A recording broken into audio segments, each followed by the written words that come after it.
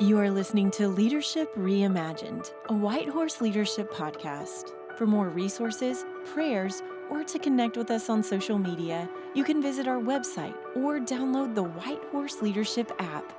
You can find the direct link to both in our show notes. And if this show encourages you and strengthens your leadership, please consider subscribing and leaving a quick review. It takes just a few minutes and helps us expand our reach to new leaders. Thank you for listening. Well, welcome back to Leadership Reimagined. I'm Audra Haney, and I'm here with Rick Dunn. Yes, and Audra, this conversation is really kind of an overflow of a conversation we had earlier today about our own experiences with vulnerability and weakness. So maybe read the principle and let's dive in. I think folks could expect to be may notice in either our tone or our emotions or our language, like it's not theoretical right this moment. Right. It's actually reality in our own journeys. Yeah, I feel like both of us in a way feel like we're going through some surgery. Exactly. Which is a little uncomfortable, but really good. The principle reads, in the formation of our redemptive leadership journeys, our weaknesses and vulnerability are the Spirit's key assets in building our strength and courage. Powerful, but really hard to live out. And really counterintuitive too, isn't it? Yeah, and there's so much to build on for our last episode because we talked about the Father's love and allowing the Father to chase us and meet us in these weaknesses and vulnerabilities. So there was some intention in the order. There very much is. If you even begin with, you think, just real quickly, first we talk about worship, then we talk about being co-led by the Spirit, then we talk about paying attention to the roots, and then we talk about the Father's pursuit.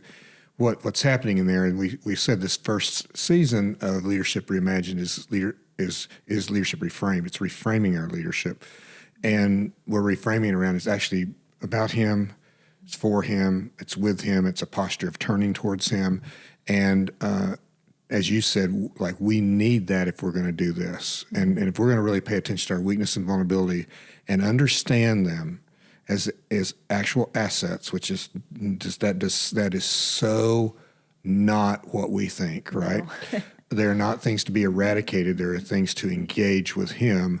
Then we're going to need to know, well, this isn't about getting it all right, so it's about worship, and we're going to need to know this isn't about self-help leading yourself. It's about being led by the Spirit and partnering with Him, and we're going to need to know that these roots really matter under here, because otherwise we're not going to spend time in here, because who wants to even think about this stuff, right? We try to hide this stuff, and then ultimately, as you said, it's not safe without the Father. Yeah. It's really not. It's not a good idea, actually. It's not super healthy to do this without the Father's secure love for us. Oh, yeah. It would be terrifying. Yeah, exactly. And so you can touch certain things. You can even use the same words. But when we're really talking about the for lack of a better term, the raw, we haven't made it, prettied it up, fixed it up, or anything. It just is what's at the core of some of the things we deal with as human beings. It is the Father's love and validation of us that makes it safe for us to well, what is He wanting to do with this? And what is His design? And how is this ever going to turn into strength and courage when it feels the opposite? Yeah, and I think it's that reframing of, and we are going to find strength and courage because of, not in spite of. That's excellent language. Yeah. And we talked a little bit with. Can you say it again? Because I really like that. I think you told me that, but it's not. It's not because, we find this courage not in spite of, but because of these weaknesses. And this is so, when I think about leadership culture or even just work culture, this is so countercultural. This is the opposite of what that people will teach, or even what we naturally come up with on our own. Well, you learned in middle school, this is not true. It's true. Yeah. Oh, yeah. We never want to go back, do we? No. Middle school taught you this is not true. So true. And you may have been in religious cultures that reinforce that that's not true. And you may have had experiences where you've been open with some vulnerabilities or weakness and had that come back on you or used against you, weaponized. Yes. And so you're like, well, I'm not doing that. Or you, in leadership, you're like, don't let them see you sweat. Don't let them, always be confident, be the person in the room who's in control, all of the things. And so it's just a really confusing concept. So let me give a couple of ways to think about it. One is from Star Wars. There's a great moment in the Star Wars series where young Luke Skywalker is being trained by Yoda, and he's feeling called into this dark cave. And if you've seen the Star Wars series, you'll remember this is where he winds up in the apparition of Darth Vader and gets into the lightsaber fight. And so Luke's he just feels drawn into this cave, and he feels like, I'm not going to go, but he can't not go in there. And he looks back at Yoda, and he's so afraid, and he says, what am I going to find in there? And Yoda says, whatever you take in there. I'm just like, this is really insightful language. Yeah. And then Luke starts to put on his lightsaber, and Yoda says, that won't work. Those weapons don't work in there. Yeah. So it's a great metaphor. If we obviously want to understand the context of the gospel, it's a great metaphor for these things feel really scary, and they feel like not things that we should go in, but they're actually in us. Yeah. And the weapons of, I'm going to be stronger, I'm going to be better, that posture is not going to work, or self-help, or none. I mean, you can grow, you can be more psychologically adjusted, you can learn to deal with your feelings more. I mean, people who don't know Jesus are able to do those things. But if we're talking about spiritual transformation, where these become assets, it's really reimagining and reframing how we think about what we think of these dark places. And I sit with leaders and say, when we start to talk about what's really going on underneath, what you're really would love to be free of, you would love to figure out what to do with this, that you feel like you got to compensate for, hide, whatever. When we start talking about it, it feels like you're going into that dark cave. And what I say is it's actually a mine. And here's what you don't know until you go in, that Jesus is in that mine, and he knows where all the gold is. Wow. That's so good, Rick. And all the gold for your leadership. I know they shake their heads at me, Audra, until they experience it. The gold you're looking for of strength and courage and wisdom is there. Yeah. And I would imagine a source of really compassionate leadership for others. Oh, it changes everything. Yeah. It changes everything, because now I can look at others and I understand they're in the same place I am, that they need their redemptive story too, and that my best gift to them is to be that redemptive presence we talked about last time, to be an expression of the Father's love, which includes truth and justice and consequences and all the kinds of things of life, and in the context of, but let's see how this can be redeemed. Let's see how this can be grown. Another example that's really powerful for me to think about, or a metaphor I shared with you, is if you go to Lookout Mountain, Georgia, they do hang gliding off of the mountain. And it's a very steep kind of a mountain. Yeah. And so I went there to watch it one time. And, at no point in my life have I thought I will strap something to my back and run off a mountain. Like, that's just not been my thing. But these people do that, and I respect that, and it's beautiful to watch. And they're soaring, and it's perfect because you go off of the mountain, and then there's this valley going up to the Cumberlands, and there's like the perfect air for what they try to do. But if you can just imagine, you can watch this on YouTube, but if you can imagine, you have this flat ramp, and then all of a sudden the ramp drops. So you're running kind of level, and then all of a sudden you're running down the mountain on the ramp, and then the ramp's gone, and that's how you... But here's what I did not... I mean, I could this all was scary enough to me, right? Yeah. But then I watched them do it, and here's what happens, Audra, is you're standing on the top of the mountain, they're running off the top of the mountain, they go down, you see that usually a brightly colored, beautiful wing they have on top of them, the hang glider, and then they just disappear. They're gone. And the first time I watched it, I'm thinking, oh my gosh, this person's going to die. Like, this is the worst thing. I literally, I thought they just ran and just crashed it like I would do. Yeah. And in about 12, 15 seconds, you start seeing them rise back up over. And what has happened is they've had to drop to catch the wind. Wow. And when the scriptures say, they that wait upon the Lord shall renew their strength, they shall mount up with wings like eagles, they shall run and not faint, they shall walk and not be weary. That's exactly what I saw. I'm like, oh, that is the spiritual journey into our weakness and our vulnerability.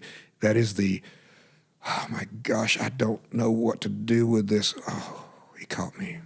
So we have to have that. We have to have that posture towards turning to the Father, or we'll never metaphorically run off the side of the mountain into his arms and his Spirit. Yeah, and we discussed this a little bit in the last episode, but I'd love for you to build it out more.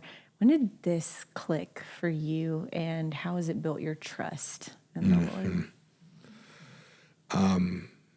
Well, I've had 3 moments in my life, at 3 large moments in my life, where I have come to the end of myself so much. And one was just literally my life. From my point of view, my life had fallen apart. Financially, spiritually, I wasn't doing great. Relationally, I wasn't great. Place with my wife. Career, I mean, I literally, Audra, every box. If my dog had died and my wife left me, it'd be a country song. All right, that's all that was missing, and it's just, but I mean, I could have made millions, writing that song.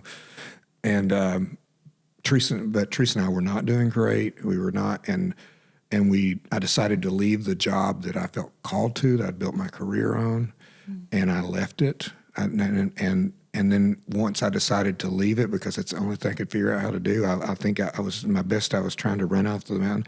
I'd wrenched my back, and I couldn't sit, walk, stand for months. And at the time, I had a job in Chicago and a job in Knoxville, Tennessee, and so I had to fly, even though I couldn't sit up. And I was a graduate school professor and working part-time as a pastoral work that I was going to move to full-time.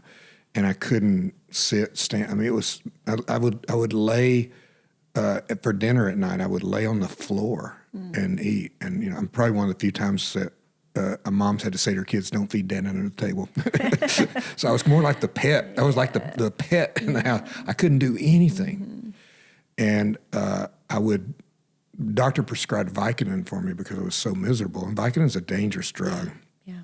So I'd take 2 days of Vicodin, and then I'd get loopy and I'd get off of it because I didn't want to get, actually felt good not to hurt. Yeah. But then after 2 days, I was hurting so much I'd go back to the Vicodin. So that was my life, 2 days on, 2 days off. Be loopy or be in pain. And I remember, Audra, I laid on my bed, and I just cried out to God. I said, I've given you everything. I don't know what else to give you. Like, we're not doing well financially. I'm not able to be engaged with my children. My career is shot at this point. I mean, I'm not doing anything. All my performance, everything is just laid bare. And I cried out to the Lord, what more do you want from me? And the closest I've ever heard to an audible voice, he said, I want you. And I had no idea what to do. I literally I don't know what you're asking. So that, and a couple of other times in my life where I've been at that level, and so it took more than once, which tells you a little something about me. Stubborn. Yeah, mercy. But what clicked there and began over years, and it took 20, 30 years for that to really emerge. But what was beginning to click on there is that I have by nature, I feel like I'm not a strong person. I feel like I'm not enough, like I'll never be enough. I live with that all the time. And so I just paddled harder and tried harder and worked harder. And the Lord graciously would kind of lead me to the end of myself. And when I would come to the end of myself, what I would realize was he wasn't wanting me to paddle harder or work hard. He wasn't wanting me to fix those things. He was wanting me to do what Paul said, your grace is sufficient for my weakness. And that's what Jesus said to Paul. And I'm like, that's good for you, Paul. I'm happy for you. But we're not going to do it that way. Yeah. But that is what the Spirit is after, is to bring us to where you're dependent on him. And it means exposing our need and the fact that I did not know, Audra, how to actually offer myself to him. I just knew how to do things for him. Yeah. What were some of those next steps? What did it look like to just be with the Lord? Well, I had to people in my life, and one of my best friends, Stephen, who's been my friend for almost 40 years, gave me such a gift. I was sitting, I remember the restaurant. I remember everything about this moment. And I just said, Steve and I have these things in me that I feel ashamed of. The fact that I feel weak, and nobody thinks of me as weak, but I feel weak. I'm super productive, and people probably see me as very productive, but I never feel like I'm enough. I feel like I'm on the verge of failure all the time. That's how I feel about myself. And I just said to him, I said, and I know the Lord wants to meet me there. I just don't, And I said, but I hate that part of myself. I despise that need. And he said, well, that's sad because that's my favorite part of you. I'm like, wow, what are we talking about here? And it was just the best line he gave me. He said, that's the one place in your life where I see you needing Jesus. Wow. So that's the reframe, Audra. These are the places where we most need Jesus. Therefore, they become the greatest asset to us of finding his strength and his courage to be about the things he has for us instead of about the things we could do without him. Yeah. Wow.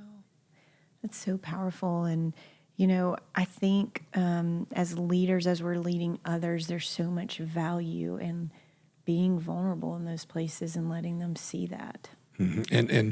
But as you were sharing earlier today, just in your own journey, like you'd like, no, not that. I don't want that. Like, I don't mind it being hard and all that, but let's don't touch this one tender spot. Yeah, it's like it's like having an infected tooth and biting down on it. You're like, no. And we learn to build our lives around not letting that nerve be affected, right? And I will say this with. I say this truthfully.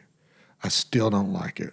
I still try to, but I recognize when the vulnerability is there, when that weakness is exposed, I realize, this is actually my loving Father pursuing me. This isn't for my destruction. This isn't, and it might hurt, and it might require some surgery. You close with that song, the lyrics from the song last time, I run to the Father, my heart needs a friend, my heart needs surgery, my whole soul needs a friend, that kind of language. It might require that, but it is for good. It is for good. And the things in me as a leader that I remember saying to someone, I was pointing out this one thing in my life, which is like, I never feel like I'm enough. I always feel like a failure in this one area. And I said, it wasn't until I realized what a gift that was. Because that's where I access him. And then it became the asset. And so it took a friend to talk with. It took counseling for me. It may not take that for everyone, but you need a spiritual director, spiritual mentor, somebody, a man or a woman who can really walk with you and sit with you in that. Because you're not going to believe that that's okay. You're not going to believe God would sit with you in that if somebody's not visibly representing and being there with you. You're just going to, it's too easy to hide it. We spend our whole life trying to hide these things. Yeah. And then I would say this, and here's since we like to tell people the truth, let's tell them the truth. Yeah. You're going to get hurt. Yeah. And you're going to have a moment where you trust somebody with your vulnerability or your weakness. And it's either intentionally, unintentionally, immaturity, human frailty or whatever, but it actually comes back on you. And in that moment, Audra, I'm like, well, hell no, I ain't doing that again. I'm not doing that again. And the Father's like, no. Yeah. And then Jesus like, I know what that feels like. Yes, absolutely. And just remembering that another person's response is not our responsibility. That's the obedience to continue down that path. But you won't do that unless you really believe that the Father's going to, like, if you feel alone. For you. Yes, yeah. And so, I find myself, and I know you do too. I find myself going through these things, and my natural response is like protect, and I'm like, I am going to learn something from this because maybe that wasn't wise, or maybe I shared too much too quickly, or maybe that wasn't the right setting, because there's no value in over sharing or over disclosing in environments where you shouldn't. So that's not what we're talking about at all. We're talking about it in a really healthy way.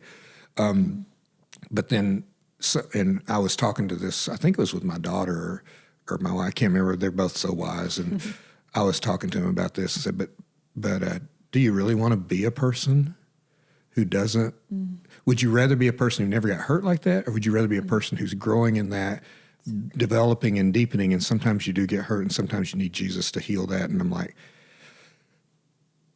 I got to think about it. No, actually. Pros and cons to both. But actually, no, I don't. Yeah. And then this is why this is so hard, Audrey, and why we, one, we need to build some things. And second of all, you don't want to talk about this too early because people are like, I'm out, I'm done. But I would encourage you, don't step out of this, because what it feels like is this will be the death of me as a leader. If I really acknowledge that I have these weaknesses, if I really put myself in truly healthy, vulnerable, not unhealthy, but healthy, vulnerable relationship, even that's going to be too much.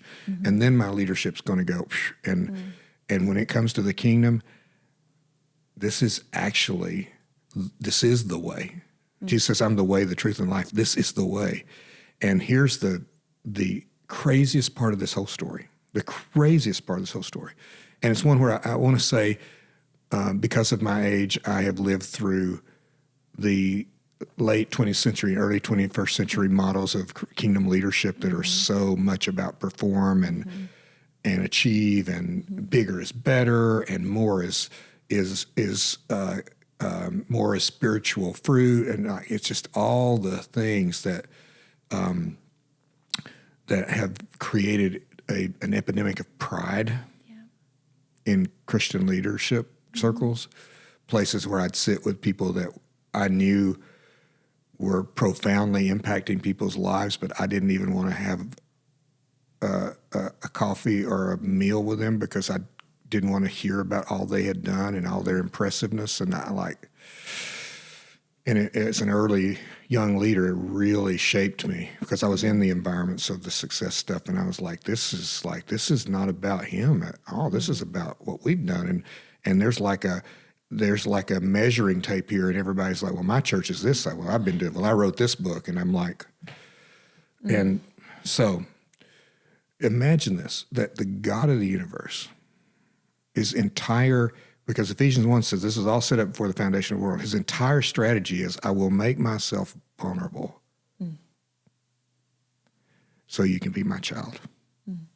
I'll come to a manger. I'll sweat and bleed and hurt. I'll grow up and be betrayed. And be betrayed. And I'll make myself vulnerable because by doing so, you'll have access to me. And how can I look at him and my response be pride? How can I not? My only response is to oh, Father, okay, okay, I'll be vulnerable with you. It's the way, but it just, the flesh is like, no, don't do this. It requires, and we talked about this before we started recording, so much humility. And you and I were talking about a situation I had to walk through, and I was like, the hardest part was just swallowing that pride of, man, I don't want to repair this. I don't want to move forward. I don't want to even look at this. So what role does humility play, and what is humility and what is not humility in this? It's so good. I'm learning this, but the passage I come back to is, be like Jesus, who, though he existed in the form of God, did not consider equality with God a thing to be grasped, but emptied himself, took the form of a servant, humbling himself to obedience to the point of a cross. I think for Rick, the definition of humility is the emptying of my taking the right to God's place. So I'm not going to repair that. That's on them. Yeah. Is that really what God has designed? What is? And if I empty myself of my rights, then I want to participate in the kingdom of reconciliation and redemption, and that I want redemption for that person's life. Someone's betrayed, hurt me. If someone's betrayed or hurt me deeply, say you're in that situation, you think in your mind things you would say to them and all the kind of, all the anger and all the, and then when you empty yourself of that, you're like, but in what way might I offer myself safely, not unhealthily, to be a part? And maybe they'll reject that. If they do reject that, then I have to leave that. But I don't want to. I don't want to be God of my sin. I don't want to be God of my pain. I don't want to be God of my rights. I want to empty myself to find fullness. And so, practically speaking, I think humility looks like, what do you want, Father? Like, how would you do this? What would be honoring to you? What would be your redemptive presence? And if I have to confront someone and it's really hard and they reject me, that might be what you're asking me to do. You might be asking me to repair with someone that I feel like doesn't deserve that. But I don't either. Yeah. I don't deserve repair. Yeah. That's the cross, right? It might be not being God of my image. Yeah. It might be meaning that, it's fascinating. I'll say this, fascinating. The elders of the church where I served as lead pastor for 22 years, they collected all these letters from people. And so I have hundreds of letters from people, and I'm just starting to read. I can only read so much at a time. It's just so, it's hard for me to absorb all that, and it's, Audra, occasionally it's like, hey, I really enjoyed your teaching, right? And it's mostly, you shared honestly about your weakness. You didn't pretend. You didn't, and I know, like, you're in the marketplace. You're like, I can't go into a real estate negotiation talking. Well, that's not what we're talking about here. It's how are you carrying yourself in there? Are you carrying yourself into that meeting with like, I'm going to find a way. I'm going to take advantage. I'm going to do all things. You're carrying there. Hey, I'm going to do good business because that's honoring to God. It's worshipful to do good business. I'm going to work for a good deal. I'm going to work for my client, whatever I'm going to do. And I'm going to carry myself in such a way that I am not trying to be God of this moment, to do whatever it takes to make this happen, to prove something. So that's what I think humility is. That's so powerful. And I think about the people that have inspired me in the past, or I look at their lives, it's rarely the places where they had it all together. It was when they shared something hard that they were walking through. Well, here's the great irony. I mean, I'm so glad you shared that. So when you share vulnerably, I'm really drawn to that, right? When your husband Corey shares vulnerably in his teaching or leading, the people are drawn. That's one of his qualities, one of his great qualities. But then when it comes to me, I'm like, I don't want to do that. No thanks. Right? I don't. But if we understand, and I hope I say this in the right way, because we used Ephesians 1 last time, we're using a little bit here, about the whole thing is, the whole universe is created from the foundation of the world to praise of his glorious grace. Okay, so the game's rigged. It is designed to show the need for his grace. That's the whole design, and it's what we're drawn to. And we might follow or be enamored with the person who's prideful or egotistical or narcissistic. We might engage that in some way, but who do we want to really be in a relationship with? We want to be in a relationship with a person who is able to be a real person. And who do we want to learn from spiritually? The person who needs to learn these things as well. And so if we look at, I love your vulnerability. I don't really want to do mine. Well, that's where the self-protection and so we're always, it's self-protection, self-promoting. It's fear, I'm self-protecting. It's pride, I'm self-promoting. Those are two sides of the same coin. And humility is, I'm going to surrender that. And as a leader, people have narratives about you as a leader. They make up stories. Yeah. And sometimes they're not nice stories. And that's another place that I had to learn is like, it's not my job to control your story that you make up about me. Yeah. I can't do that. Well, and on the flip side, I think in any kind of dehumanizing of a role, you can also put people on a pedestal. Which can feed into a not a very vulnerable posture as well. And then you feel like you got to keep that up because that's what people are expecting and what they want. Yeah. And now I remember someone, came up to me after I'd made a decision, and they said, I don't really agree with your decision, but I trust you. And I'm like, I wouldn't. They're like, what? I was like, so I wouldn't trust that I know always what I'm doing, but I promise you this, you can trust that to the best of my knowledge, I am doing what God asked me to do. But like, I've got to lean into and learn from Jesus. And that's the moments that started to really, as you say, click for me were the moments where I actually felt like I really am his. I'm really his. I really belong to him. I don't have to do anything else but belong to him. And the evidence that I belong to him is that this is the part he's pursuing. He's not like, I always say, I'll get to heaven and I'll say, hey, Jesus, remember when I did that thing for you? He's like, no, I wasn't. That's actually not what that was about. That was actually about your transformation. That was about you learning about me. And yeah, it's great that happened, but I could have done that without you. Yeah. But I needed you to have a relationship to transform you. That's what this is actually about.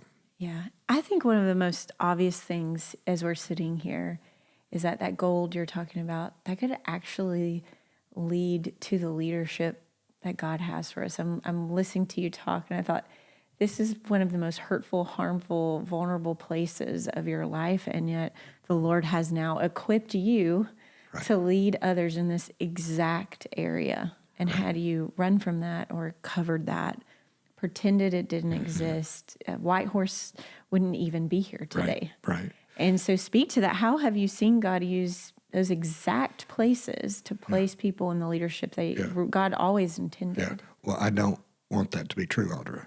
Yeah. I didn't set out in my 20s and 30s to build what White Horse is. I set out to be an amazing leader whose books you would want to read. Yeah. That's all I wanted. And thankfully, he loved me so much more. Because at 64, if I had the books and everybody, I'd be still chasing. Versus like, actually, I just want you. And you in my hands is going to be plenty for everything I need to do. And everything that you can't do by being you in my hands, we don't need to do anyway. But I have a phrase I use.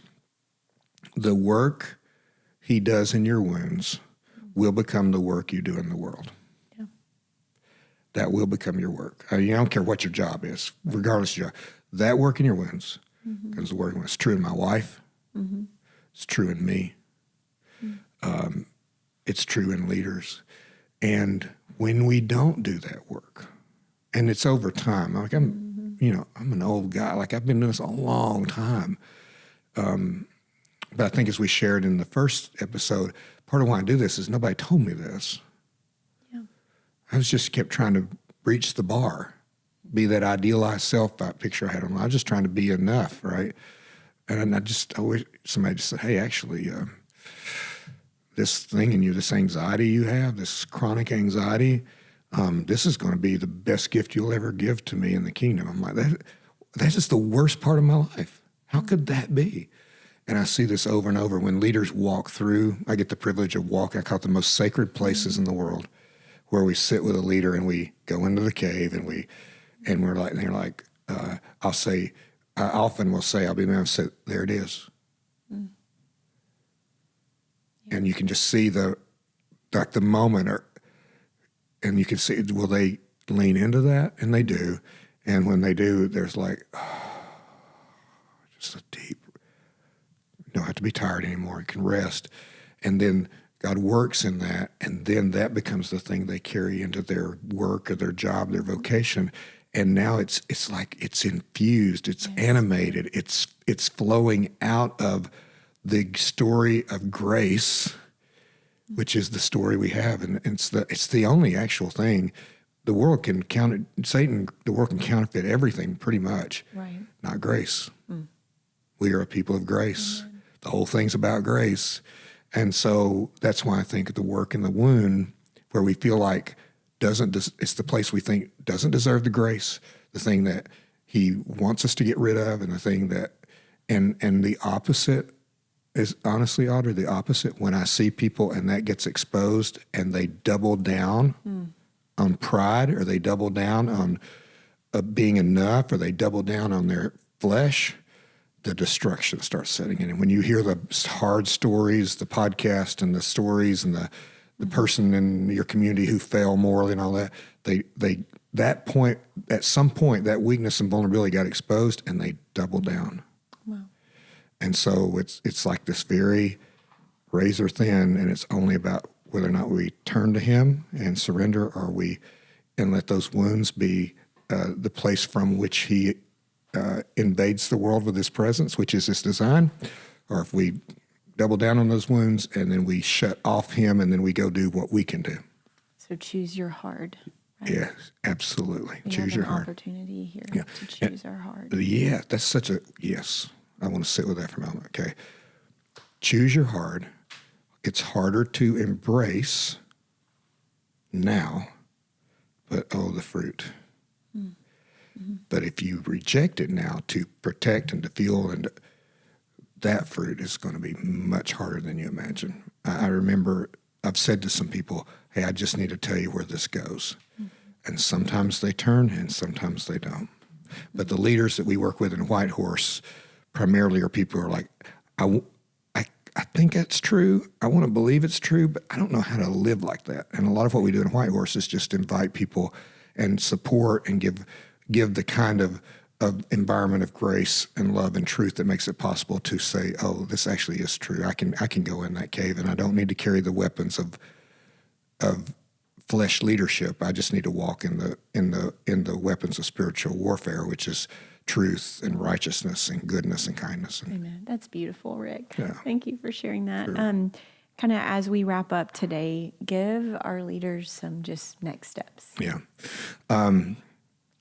So here's how you know what people say, well, how do I know what that is? Well, one, you don't know it by yourself.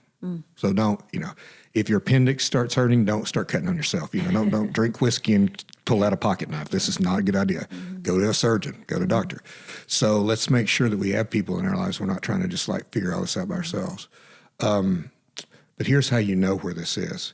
It's the thing that you'll I always tell leaders, when you come up to the edge of something and you're not quite sure what it is, but you know there's something there, that's when you go get someone and say, hey, I don't know what this is. Can you help me? Because when you run out of language and when you get to the place where you want to resist it, that's where you're there. So you can pay attention to that. Like a nerve, Yeah, we mentioned the toothache. It's right. It's that nerve. That's right. And your impulse is, I got to run away from it. And I just say, just sit there, hover. Because the Spirit of God is hovering right there. And he will take you into that place, but don't go there by yourself. That's a really bad idea. And so I need, this is the thing I would say to people as a pastor, is it's really a good idea. Don't wait till you're in crisis to develop community. People will come like, oh my gosh, I'm in this horrible, and I'm like, well, I try to help you, but you need community. Well, I don't have community. Well, you want to build community because we all going to need something sometimes. So we need to build community. Sorry, not to interrupt, but that brings me to a good point. If these leaders need to build community, do they need to build that also outside of the places that they're leading? Oh, absolutely. Yeah. Oh, yeah. You need, and there's things you can share within that, but when you're leading something, there's no room where you're not the leader. Right. Like when I was lead pastor of Fellowship Church, I'd walk down the hallway, people would be talking. If I stopped, they stopped talking and looked at me. There's nothing, I couldn't ever lead a small group. There's nothing, there's no way. So you need that, and you need to be trusted, and need to be people, Audra, who've actually walked this journey. Like I want to find people who've walked to that place and have seen that, right? Pay attention to patterns, particularly in your marriage, if you're married, or your closest people. Those are more indicative than your workplace. And that's one of the reasons that we offer resources on marriage through White Horse, because that's actually who you're going to find out who you are. I can fool people in the workplace. I've got a lot of public gifts. My wife lives with me. She knows, right? And that's a scary thing. And marriage is just a mirror. It is such a mirror. Wished it wasn't, but it is, right? So pay attention to patterns. Pay attention to places where you get spun up, like you get like you start more energy. Like I'm rehearsing this next conversation. I'm adding something to my plate because it feels like it's like I'm running at a different speed because I'm anxiously trying to solve something so I can get away from this. And that anxiety is it's like a dashboard light that's saying, and I know anxiety really well. And my anxiety is always, I'm like, I wonder what it's saying to me. Yeah. And I'll just share from personal experience for me, what I've been discovering is it's when God has me rest.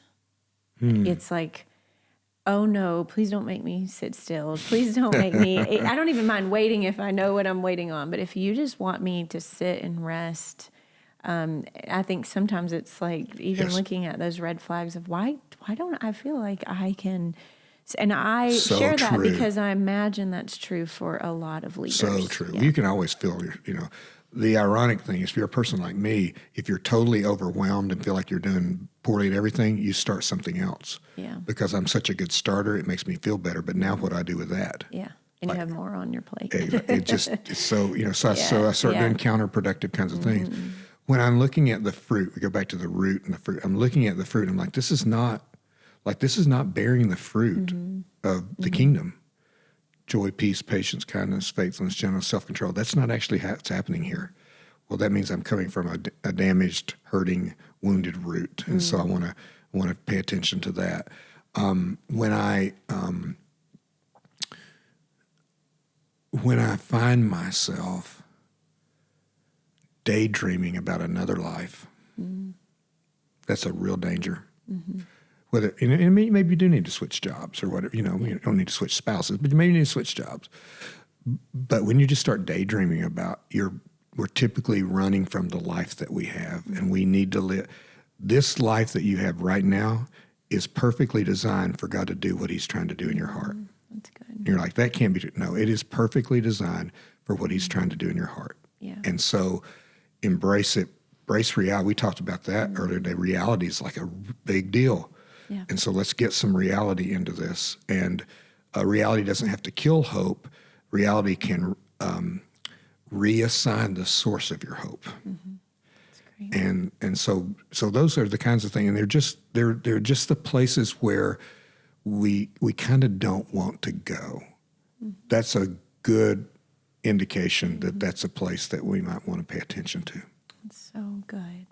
Anything else, Rick, before we pray, have a song? I don't do a song every time, and I'll never sing one for These lots are of so reasons. good, But this is from the song "The Son of Suffering." Some imagine you are. I think I can give better inflection there. Sorry. Some imagine you are distant and removed, but you chased us down in merciful pursuit. That's kind of like last episode, right? To the sinner you were grace, and the broken you embraced, and in the end the proof is in your wounds. Yes, in the end the proof is in your wounds. Blood and tears, how can it be? There's a God who weeps, there's a God who bleeds. Oh, praise the one who would reach for me. Hallelujah to the Son of Suffering. So the teachable thing is the proof of this pursuit is in His wounds. The experience of His pursuits in our wounds. So good, Rick. And that's the reframe. And I get, we do this because we believe that's true. And I get to watch it happen, Andra. I get to watch. So many people say, well, don't I have to change? I'm like, no. You just have to become. You don't have to change who you are. So all right, we'll pray. Beautiful. Yeah. All right. Pray. Lord, thank you for those wounds. One of my favorite hymns is "O Sacred Head Now Wounded." Just such a tender, passionate, beautiful, hard picture of the suffering of Jesus. And this song, "The Son of Suffering," the proof of your pursuit and your graces in the wounds and your vulnerability and your choosing not to claim godness, Jesus, but to surrender and submit and steward the Father's love for His children. And then our only response, if we really, it's hard for me to grasp most of the time, but our only response, Father, my only response can be this: to be vulnerable with you, to invite you into those wounds, and to trust that the gold is there. Lord, I confess to you that I have tried many things to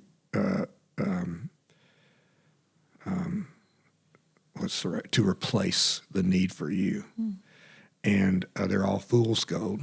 My education, my leadership experience, my resources, my accomplishments, my image, my persona, it all breaks down very quickly.